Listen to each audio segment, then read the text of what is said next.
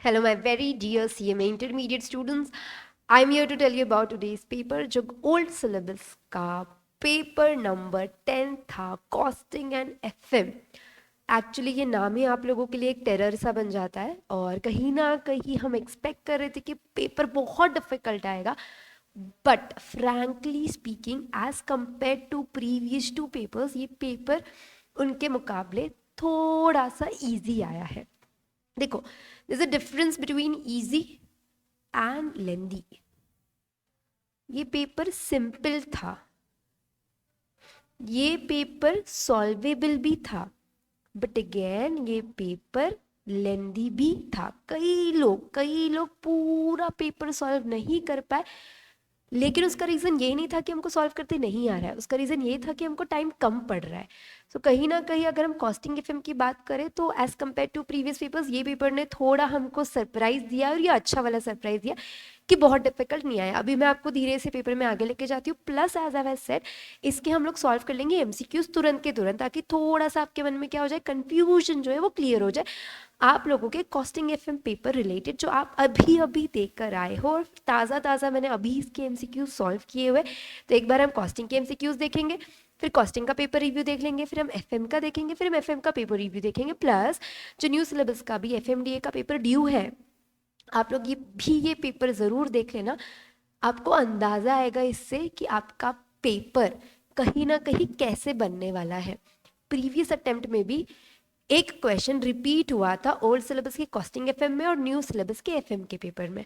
तो एकदम छोड़ के नहीं जाना है, आपको ये पेपर सॉल्व ज़रूर करके जाना है, क्योंकि आप लोगों के लिए टॉपिक्स वही है। तो अगर आप भी देख लोगे तो आपको भी काफ़ी मदद मिल जाएगा। तो ये उन बच्चों से भी ज़रूर शेयर करना। अब यहाँ देखेंगे हम, which one of the following accounting helps the organization in proper delegation of authority for attainment of the vision and mission। एक ही ऐसा अकाउंटिंग है जो इसमें आपकी मदद करता है, वो होता है मैनेजमेंट अकाउंटिंग। क्योंकि मैनेजमेंट अकाउंटिंग आप लोगों की ऑर्गेनाइजेशन में डेलीगेशन का काम करता है, बहुत सारे काम करता है जो कॉस्ट अकाउंटिंग से परे होता है और बहुत दूर होता है। फिर हम बात करेंगे सेकंड क्वेश्चन की, जो बहुत सिंपल आपका पीवी रेशियो बेसिस पे आया था। The profit volume ratio of proxy limited is 50%। देखो इसके अंदर जो मैं आंसर दे रही हूँ, ये टू माई नॉलेज मुझे करेक्ट लग रहे हैं, वो वाले मैं आंसर आपको यहाँ पर दे रही हूँ। अब इंस्टीट्यूट के इसके बाद क्या आंसर आते हैं आई डोंट नो, बट मेरे हिसाब से ये आंसर सही होने चाहिए।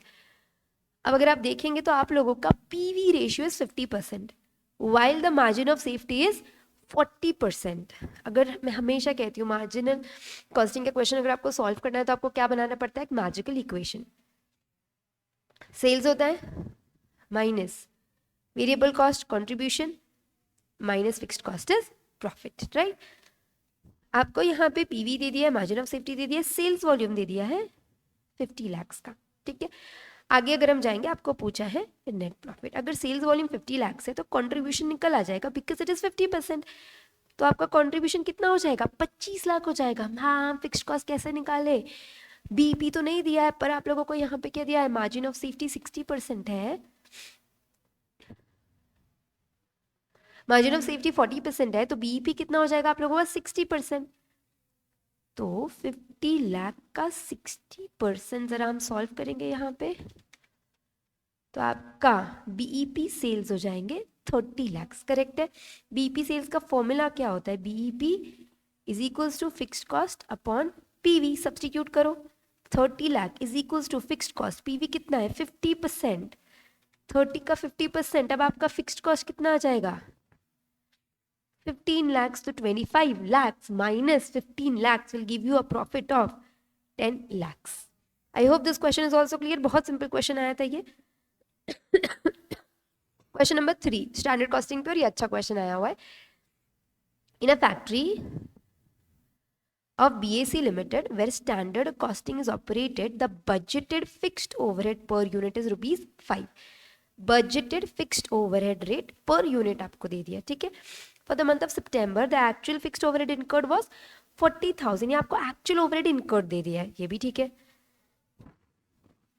9,000 यूनिट्स आपके क्या है, एक्चुअल यूनिट्स है, resulting in a fixed overhead volume variance of 5,000 adverse. Volume variance की बात की है। जनरली इन टाइप के क्वेश्चन में क्या करते हैं अपन, जो वेरिएंस हमको दिया रहता है उसके फॉर्मूला से अपन ढूंढने की कोशिश करते हैं। अब आपको ढूंढना है बजटेड प्रोडक्शन। कैसे ढूंढेंगे बजटेड प्रोडक्शन? मैम ने तो हमेशा दिया रहता था ना। अब एक मुझे एक दिमाग में आइडिया आ रही है। वॉल्यूम वेरिएंस का फॉर्मूला क्या होता है? आउटपुट 1 - 4 करते 1 - कौन सा है? डेज या विदाउट डेज है? विदाउट डेज में गए तो एब्सॉर्ब आउटपुट एब्सॉर्ब माइनस हम बजटेड करेंगे 1 - 3। ठीक है। आउटपुट एब्सॉर्ब ओवरहेड कैसे निकालेंगे आप? आपका budgeted overhead per unit into actual quantity करते हो आप। करेक्ट है। यहाँ पे माइनस क्या करेंगे हम? आपका बजटेड प्रोडक्शन ओवरहेड, और क्या आ जाएगा? वॉल्यूम। वॉल्यूम कितना है आपका? 5000। एडवर्स है, नेगेटिव है। करेक्ट है क्या? ये बात तो समझ में आ रही है? 5000 क्या है? नेगेटिव है। ये हो जाएगा आपका ओवरहेड है 5 रुपये, एक्चुअल क्वांटिटी आप लोगों की 9000 माइनस। अब आपको क्या निकालना है यहाँ पे? Budgeted production overhead. 9 × 5 कितना हो जाएगा आपका? 45,000। अब ये -5000 उधर जाके क्या हो जाएगा? ऐड हो जाएगा, तो ये टोटल कितना आ जाएगा? 50,000 is equals to what? Budgeted production overhead. तो आपका बजटेड प्रोडक्शन कितना है? 50,000 का है, लेकिन आपको यूनिट्स चाहिए, तो यूनिट्स कैसे निकालोगे आप? 50,000 आपका टोटल है, 5 रुपए का एक है, तो आपने यूनिट्स कितने स्टैंडर्ड में या बजट में सोचे होंगे? 10,000 units. The answer here should be 10,000 units. 10,000 आपका बजटेड प्रोडक्शन है। आपका आउटपुट एब्सॉर्ब्ड ओवरहेड आया होगा, ये 10,000 × 5 50 आया होगा 45,000, तब जाके आपका 5,000 क्या आया? एडवर्स आया है। कैसे निकाला अपन ने? सीधा सीधा फॉर्मूला से निकाला। क्या फॉर्मूला था अपना? Output absorbed overhead minus budgeted production overhead. फिर हम आएंगे अब क्वेश्चन नंबर 4 पे। An employ of Ron Limited took 100 minutes to produce. यार ये क्वेश्चन में मुझे तो कुछ गड़बड़ लग रही है। लर्निंग कर्व है, 100 मिनट्स लग रहे हैं एक यूनिट के लिए। अगर आप 2 यूनिट बनाओगे तो सेकेंड यूनिट के लिए कितना टाइम लगेगा? 90 मिनट्स। कैसे होता है? इंटू 90% करके। करेक्ट। और अगर आप क्यूमुलेटिव कर लोगे तो 100 + 190 कितना हो जाएगा? 190 minutes.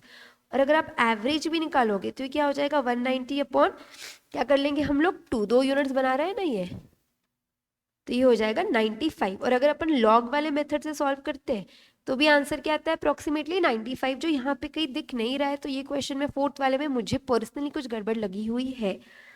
Question number 5। Transfer pricing are normally set for intermediate products. आपका जो ट्रांसफर प्राइसिंग है वो कौन से प्रोडक्ट के लिए बनता है? जनरली फिनिश्ड के लिए नहीं बनता है। फिनिश्ड के लिए तो सेलिंग प्राइस होता है। करेक्ट। ए एक डिपार्टमेंट है, बी एक डिपार्टमेंट है। ये आधा अधूरा बनाया प्रोडक्ट बी को देता है ना, तो प्रोडक्ट क्या होता है? इंटरमीडिएट प्रोडक्ट होता है, फाइनल प्रोडक्ट नहीं। बी अगर मार्केट में सेल कर रहा है फाइनल प्रोडक्ट को, तो वो किस पे बेचेगा? सेलिंग प्राइस पे बेचेगा, ट्रांसफर प्राइस पे थोड़ी बेचेगा। Right. ZBB zero based budgeting is more suitable या applicable to discretionary cost area. ये तो इसके डेफिनेशन में ही आता है कि ZBB सबसे ज़्यादा सूटेबल होता है डिस्क्रिशनरी कॉस्ट एरिया में। और इस टाइप के काफ़ी MCQs आप ऑलरेडी कर चुके होंगे, या तो ट्रू और फॉल्स में कर चुके होंगे। ये उसके डेफिनेशन का भी पार्ट बनता है, तो ये ईजी था।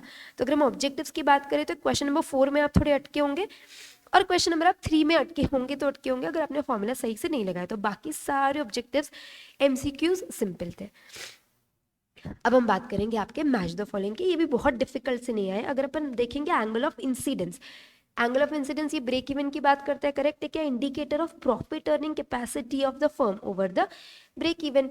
अगर आप ग्राफिकली ब्रेक इवन को ड्रॉ करते तो एंगल ऑफ इंसिडेंस की ना, जहाँ से आप प्रॉफिट जनरेट करना स्टार्ट कर देते हो, तो 1 का आंसर क्या आना चाहिए? सी आना चाहिए। फिर हम बात करेंगे परफॉर्मेंस बजट की।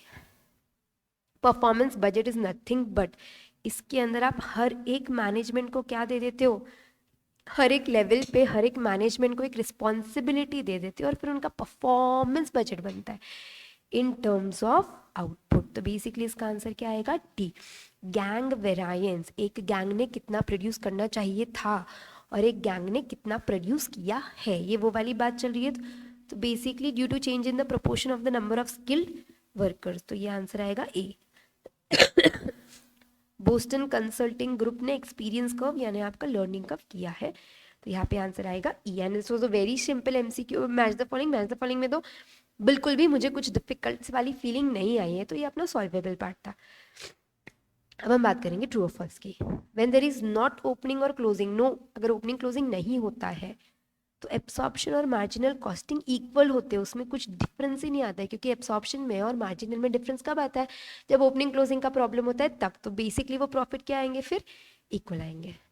Transfer pricing can always be based on market price, transfer pricing can always based on market price fluctuations are not taken into account. अगर आप ट्रांसफर प्राइसिंग को मार्केट प्राइस के बेसिस पे जज करते हो, करेक्ट है, किसके बेसिस पे जज करते हो, मार्केट प्राइस के बेसिस पे, तो क्या आप फ्लक्चुएशंस को कंसीडर नहीं करेंगे क्या? The answer is false. Fluctuations are not taken in account, झूठ बोल रहा है। फ्लक्चुएशंस को आपको कंसीडर करना ही पड़ता है। आप कभी भी कहीं भी ट्रांसफर प्राइसिंग के बारे में पढ़ो तो इनडायरेक्ट पूछा है ये क्वेश्चन, इंटरप्रिटेशन के वजह से अपने आंसर्स मैच नहीं करेंगे, ऐसे हो सकता है।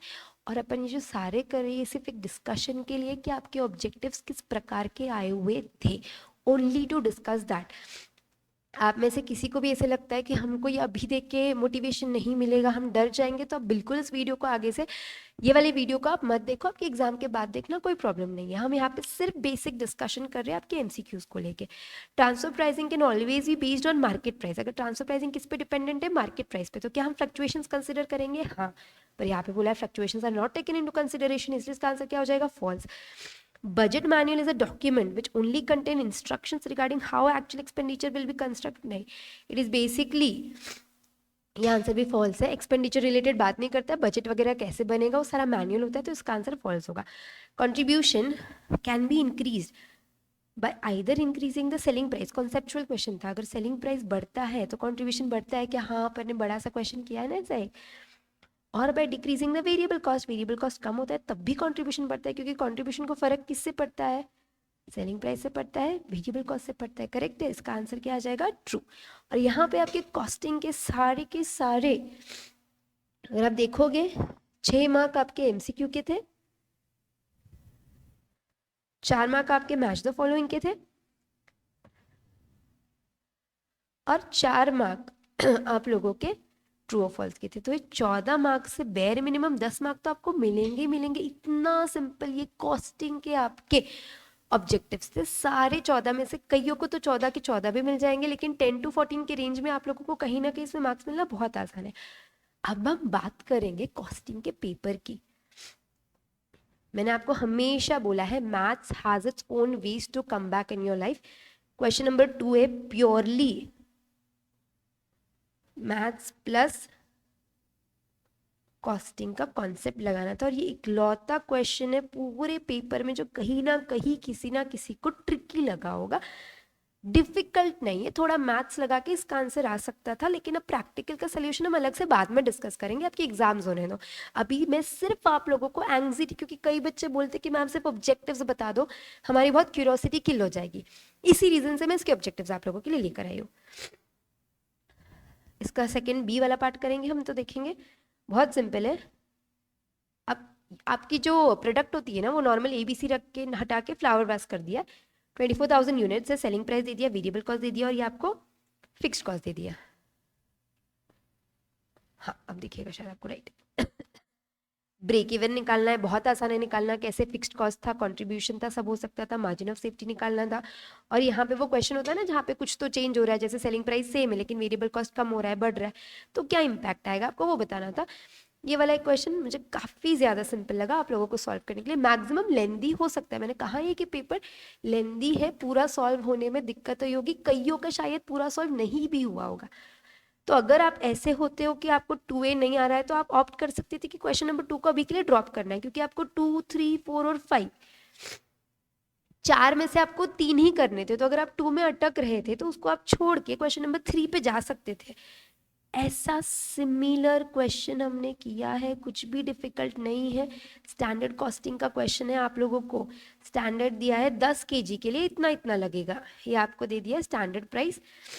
आपका एक्चुअल 1000 kgs बनाया आपने, ये आपको उसका मिक्स दे दिया, ये उसका आपको एक्चुअल प्राइस दे दिया। पर मटेरियल वेरिएंसेस वो भी 3 ही वेरिएंस बताने, बीच के तो वेरिएंस भी नहीं बताने, तो आपको तो बहुत ईजी था, आपने को डब्बा बनाना था, उसमें सब्सटीट्यूट करना था। SQAO कैसे निकालते थे, 10 kg के लिए मटेरियल ए 8 लग रहा है, तो ए के लिए आपने कितने बनाए, 1000 के लिए कितना लगेगा, बस तो 800 लगेगा। इतना ही करना था और कुछ इसके अंदर डिफिकल्ट नहीं था, वेरी इजी है मस से। और ऐसा तो हमने सेम क्वेश्चन किया हुआ है। अगर आप मेरे स्टूडेंट हो, मेरे से पढ़े हुए हो, रेगुलर बैच में या सक्सेस बैच में, तो हमने इस टाइप के क्वेश्चंस आराम से किए हुए, जहाँ पे आप लोगों को वर्किंग डेज भी दिए तो आपको कैलेंडर वेरिएंस भी निकालना पड़ता है। और यही 25-26 वाला क्वेश्चन था अपना। आउटपुट दे दिया है आप लोगों को, आर्स भी दे दिया आप लोगों को, फिक्स्ड ओवरहेड भी दे दिया आप लोगों को, तो आपको सिर्फ फिक्स्ड वेरिएंसेस निकालने थे। बहुत एक्सट्रीमली सिंपल क्वेश्चन आया था ये, और ये सेम क्वेश्चन हम कर चुके हैं। अब हम अगर ये बात करेंगे आपके क्वेश्चन नंबर 3 की, तो ये 12 मार्क टोटली अचीवेबल 12 मार्क है। अब हम आएंगे क्वेश्चन नंबर 4 पे। अगेन ये आपका लर्निंग कर्व का सिंपल क्वेश्चन आया हुआ है। कुछ लोगों को कॉस्टिंग की वजह से ये मिडिल यानी ओके ओके का गया होगा। डायरेक्ट मटेरियल दे दिया है, लेकिन अपन ने ऐसा क्वेश्चन भी किया हुआ है। ये आपको किसके के लिए दिया, 20 यूनिट के लिए दिया। Direct labour 400 hours eight the rate 30 per hour, variable overhead दिया, स्पेशल और ये दिया है। अब आगे, the company uses a markup of 25% on cost, तो जितना भी कॉस्ट आएगा उसमें 25% ऐड करना है। उसको ऑर्डर आया 60 यूनिट्स के लिए, करेक्ट। तो 20 का 40, ऐसे करके आपको आगे आगे जाना था। 40 का 80 में से 20 को माइनस करना था। 90% लर्निंग कर रही है, आराम से आप लोग ऑर्डर निकाल सकते थे। ऐसे अपन ने यॉट के सम किए हुए थे। तो I must say this is a very okay sum, not difficult at all. अब हम आएंगे बी पे। तो ये बजट का क्वेश्चन था। ये भी इजी था। डायरेक्ट मटेरियल का बजट निकालना था for each quarter of year 2। तो ईयर 2 के हर क्वार्टर के लिए डायरेक्ट मटेरियल का कंजम्पशन निकालना था। Inventory at the end must be equal to 20% of the following quarters production need, अगले महीने के प्रोडक्शन का 20% आपका क्लोजिंग बनेगा। क्लोजिंग आ जाएगा तो ओपनिंग आ जाएगा, एक का ओपनिंग दिया हुआ है। इससे सिंपल क्या ही क्वेश्चन होगा। तो बहुत सिंपल सा क्वेश्चन आया था।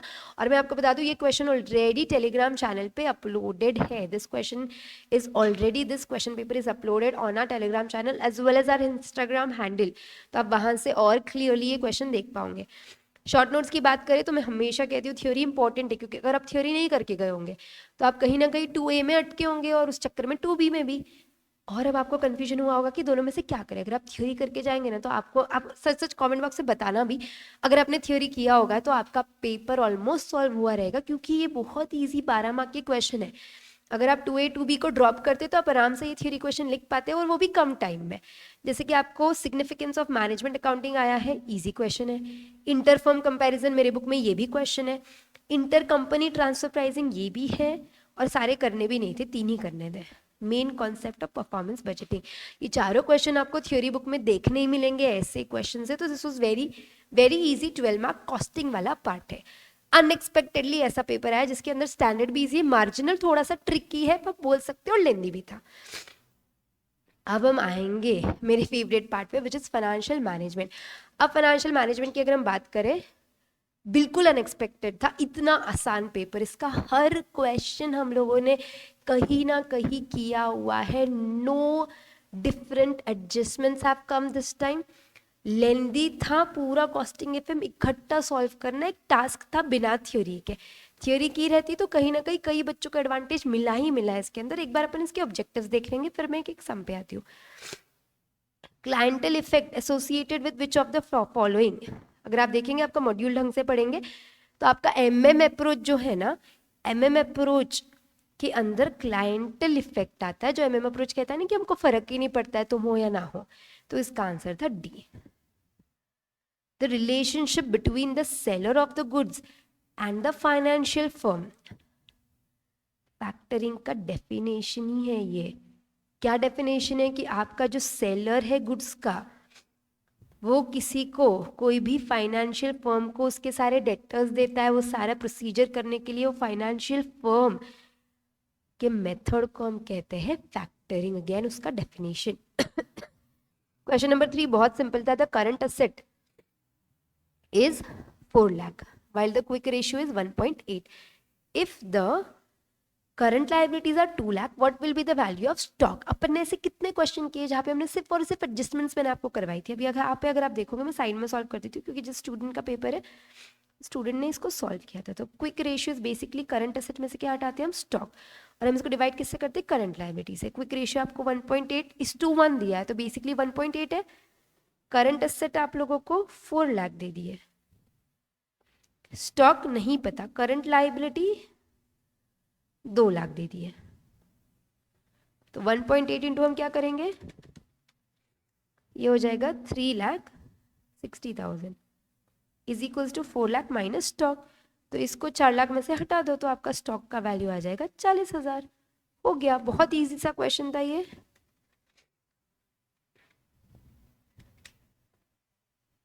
आपका आंसर है सी, इजी क्वेश्चन। अब हम आएंगे डी पे। Bonnie limited has paid a dividend of 3 per share, 3 रुपए का डिविडेंड है of ₹10 each last year and it is expected to grow at the rate of 10%, ये इसका ग्रोथ रेट है। The market price of the share is 60। Generally dividend का formula आपको क्या बताता है, मार्केट प्राइस निकालना बताता है, तो 60 इसका मार्केट प्राइस आपको दे दिया है। फॉर्मूला क्या होता है इधर, KE माइनस जी। अब मैं क्या कर रही हूँ, 60 इज इक्वल्स टू KE नहीं पता, D1 कितना हो जाएगा 3 plus 10% is going to be 3.3। कैसे किया मैंने, 3 प्लस 10% किया तो कितना आया 3.3 डिवाइडेड बाई KE तो नहीं पता, और G कितना है 10। या तो आप एक एक ऑप्शन सब्सटीट्यूट करो, या तो आप क्या करो, पूरा मैथ्स लगा के सॉल्व करो। मैंने आसानी से ऑप्शन सब्सटीट्यूट किया तो यहाँ पे आए 15.5, तो 3.3 डिवाइडेड बाय 5.5% एग्जैक्टली आपको मिलेगा, देखो ये ऐसे, तो 3.3 डिवाइडेड बाय 5.5% आपको सीधा सीधा मिल जाएगा 60। तो इसका आंसर आएगा B. A very simple question. FM के तो ऑब्जेक्टिव पहला वाला, अगर आपने थ्योरी नहीं पढ़ी होगी तो पहला वाला नहीं आया होगा, बाकी के दोनों तीनों तो बहुत आसान थे। अब हम बात करेंगे फिफ्थ की। Again a very simple question, cost निकाल के चाहिए आप लोगों को। पीआई इंडेक्स क्या होता है आप लोगों का, present value of inflow upon present value of outflow. Pi कितना है आपका 1.05। The present value of total cash inflows है 3,37,050। अब आपको present value of outflow nothing but your cost of the project नहीं पता है, तो डिवाइड कर लो 3,37,050 डिवाइडेड बाय 1.05, तो आंसर आ जाएगा 3,21,000। सिंपल क्वेश्चन था। Cash receive from issue of shares, अगर आप शेयर्स इश्यू करते हो तो आपका फाइनेंशियल, आपका कैपिटल स्ट्रक्चर हिलता है। कैपिटल स्ट्रक्चर हिलता है तो कौन सी एक्टिविटी हो जाती है, फाइनेंसिंग एक्टिविटी। तो ये पूरे 6 के 6 क्वेश्चन, मैक्सिमम वर्स्ट केस पहला नहीं आया होगा तो आपको 5 तो ये बने ही बने होंगे, एट एनी कॉस्ट बने होंगे।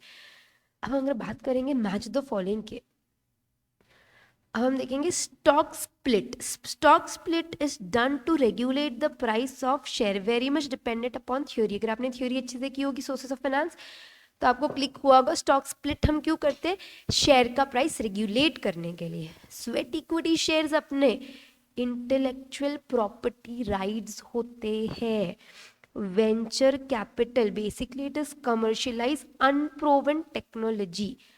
अभी तक ये इतनी फेमस नहीं हुई है but it is a very very unproven and effective technology actually. और हम बात करेंगे M&M अप्रोच, तो ये आपके 2 जगह पे आता है, डिविडेंड डिसीजन में आता है और कैपिटल स्ट्रक्चर में आता है। तो यहाँ पे हम खुला खुला टिक कर देंगे कैपिटल स्ट्रक्चर, और ये आपका यहाँ पे खत्म होता है मैच द फॉलोइंग। जो चारों भी सॉल्वेबल थे, कहीं ना कहीं आप 1 और 2 में कंफ्यूज हुए होंगे तो आपने हो सकता है इसके उल्टे आंसर लिखे, पर बाकी के दोनों आपके राइट रहेंगे ही रहेंगे। तो वर्स्ट केस आप लोगों को ऊपर के 6 थे ना, 5 2 7 तो कैसे भी मिले होंगे सब मिला के। फिर हम बात करेंगे ट्रू और फॉल्स की। Liquidity ratio of the company helps in determine the cash position.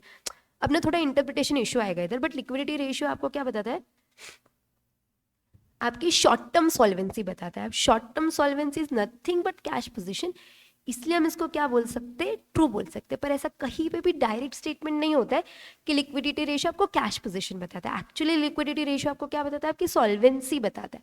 अब अपने इंटरप्रिटेशन पे थोड़ा डिपेंड करेगा ट्रू और फॉल्स।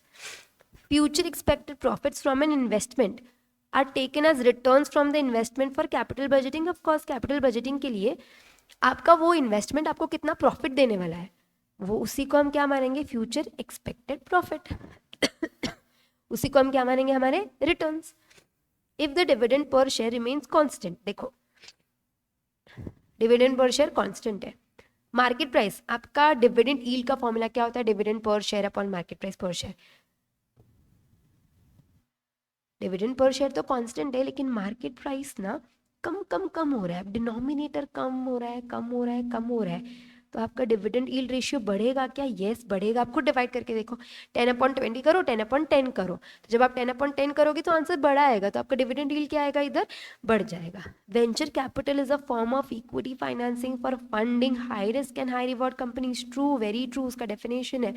वेंचर कैपिटल वही होता है जहाँ पे हम ज़्यादा रिस्क होता है लेकिन ज़्यादा रिवॉर्ड होता है। यहाँ पे आपके एफएम के ऑब्जेक्टिव्स भी खत्म होते हैं। इसके भी 14 मार्क में से बेयर मिनिमम आपको 10 तो कहीं ना कहीं भी मिलेंगे, इतने इजी थे।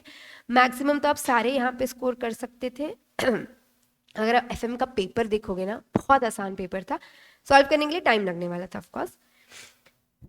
6 मार्क के लिए आप लोगों को यहाँ पे पूछ लिया है, जैसे ट्रेड पेबल्स नहीं दिया, रेशियो दे दिए, क्विक दे दिए, करंट दे दिया, स्टॉक आ जाएगा, जैसे वर्किंग कैपिटल दे दिया, फिक्स्ड एसेट टू नेटवर्थ दे दिया। हम ऐसे सिमिलर क्वेश्चन कर चुके हैं, कुछ भी डिफिकल्ट एडजस्टमेंट इसके अंदर नहीं थी।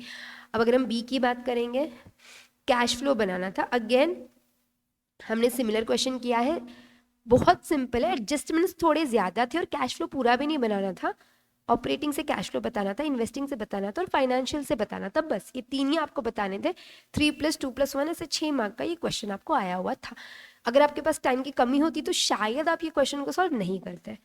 फिर हम 8A की बात करेंगे, तो हमने ऐसे सेम क्वेश्चन ही किए जहाँ पे रॉ मटेरियल कॉस्ट दिया, direct labour overhead, total cost profit और सेलिंग प्राइस दिया है।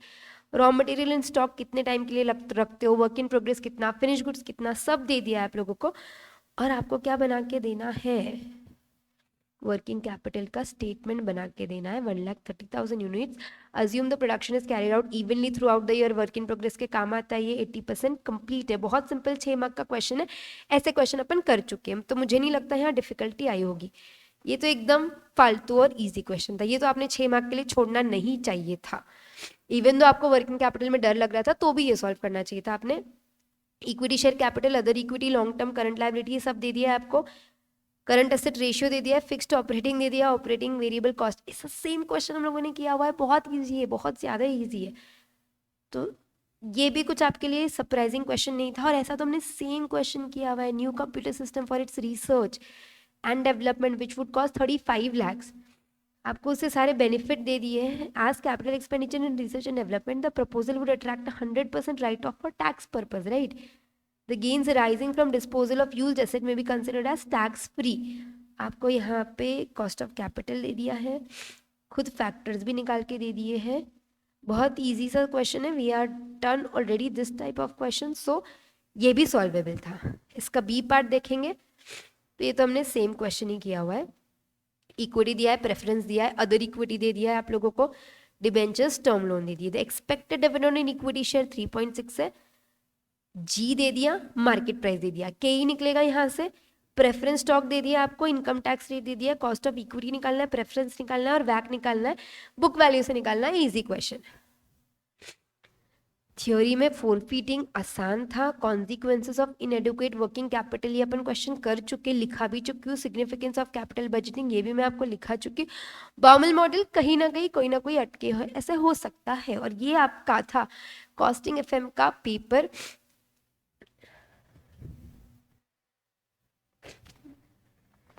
Again saying paper was easy, paper was solvable, but of course paper was lengthy। अगर ये पेपर में ना किसी को भी स्कोर करना था तो आपको किसकी मदद लगनी चाहिए थी? यहाँ पे थ्योरी की मदद लगनी चाहिए थी। अगर आप थ्योरी अच्छे से करते तो बहुत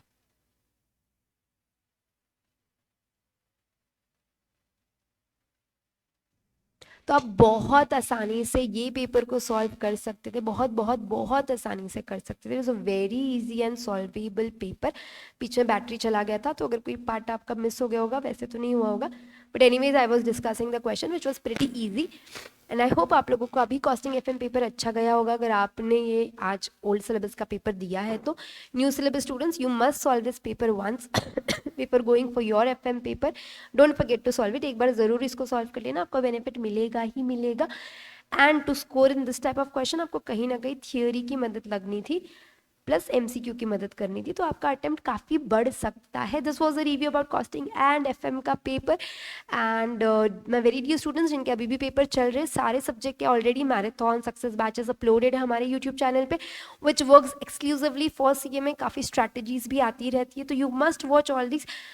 AAC has secured so many beautiful results, इतने सारे ranks including AIR1, and so you can be also one of them. So all the very best, very very best for your upcoming papers. अपने सारे papers आप अच्छे से लिखेंगे, जितने strategies आ रहे हैं उनको फॉलो करने की आप कोशिश करेंगे और बहुत अच्छे तरीके से कामली पेपर्स को सॉल्व करेंगे. All the very very very very best to you all for your papers. On behalf of AAC, bye everyone, keep studying.